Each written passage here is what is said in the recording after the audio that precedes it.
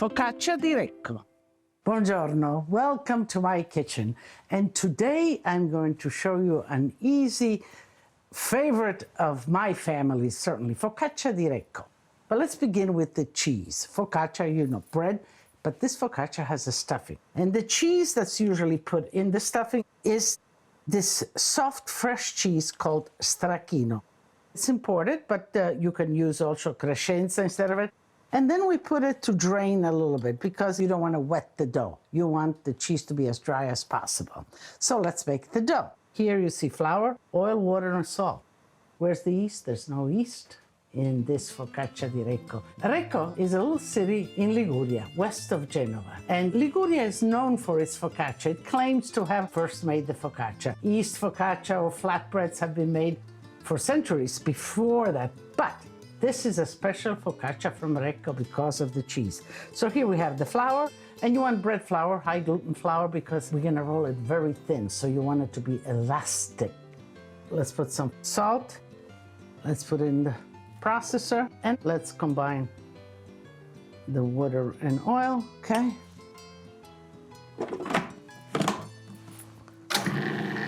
First give it a whirl, and then let's add the liquid.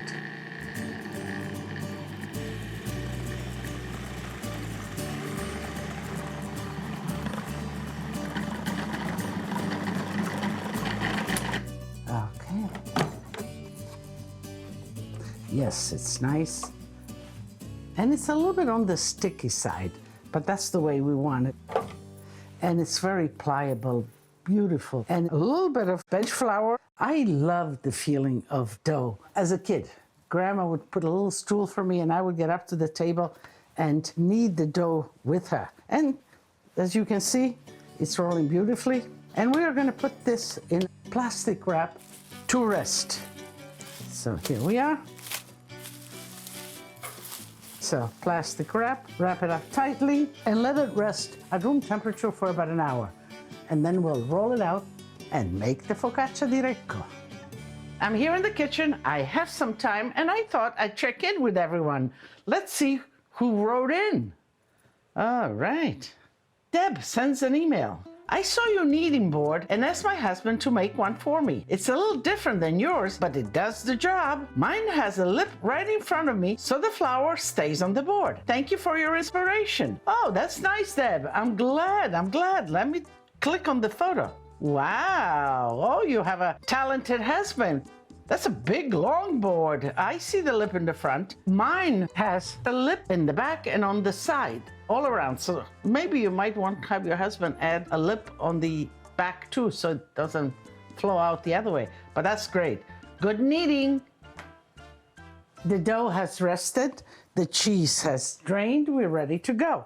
And this focaccia di Recco pan is copper. Look, and it's a great one. It's the traditional one. You can do it in a pizza dish, but just make sure it has a little bit of a lip. Let's oil this well.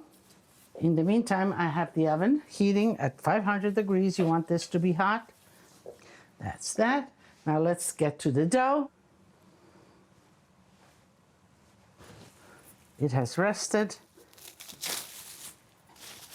So we're gonna need one for the bottom and one for the top. So let's cut it in half. It's almost like an apple pie. You need a base and you need a top. So let's roll it, and you can already see how the dough stretches easily. Okay. And to do it around, you actually roll around, and then you can flip it over. And as you can see, it really stretches. And the fact that it is bread flour, high in gluten, really helps the stretching. It looks nice and thin. Let's just plop it right into the vessel here. And if it breaks a little bit here and there, don't you worry. You see, just push it a little bit with your hand and you can stretch it right in here. That's the base. And you're gonna put the stracchino and kind of little dabs all over, one in the center. There we go. Help yourself with another spoon so you can get it off. If you don't have stracchino, you can even use cream cheese. How's that? It'll be different, it'll taste different, but you could use it certainly. It will melt and it will kind of spread. That looks good. Let's do the top, the cover sort of. And always help it with your hand a little bit, stretch it. My dear friend, Nancy Silverton, she's a great baker, and she does Focaccia di Recco at Chi Spacca in LA, and it is delicious.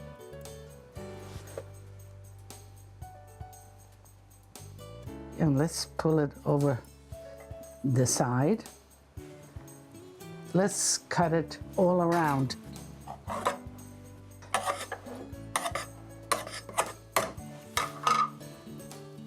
And you sort of help it along, just squeeze it a little bit so it's nice and sealed.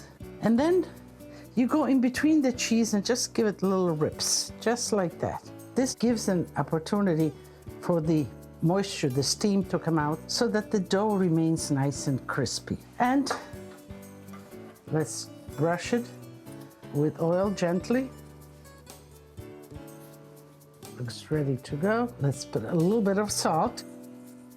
And it's ready to be put in the oven. So the oven is hot, 500 degrees, about 15 to 18 minutes. It'll be nice and brown on top and also on the bottom. And it is a delicious Focaccia di Recco. I have some more time, so let me see what your guys are writing in. Robbie writes, how do I freeze pizza dough? That's a good question. You have to let the pizza dough raise once. You have to let the yeast begin to activate. Once it has risen, you punch it down, you mix it, you knead it, shape it back into a bowl, brush it with olive oil, cover it so it doesn't form a film, and ready to freeze. Now, when you're ready to bake, you gotta pull it out, let it come to room temperature, let it rise slowly, punch it again, and then you proceed to make your pizza.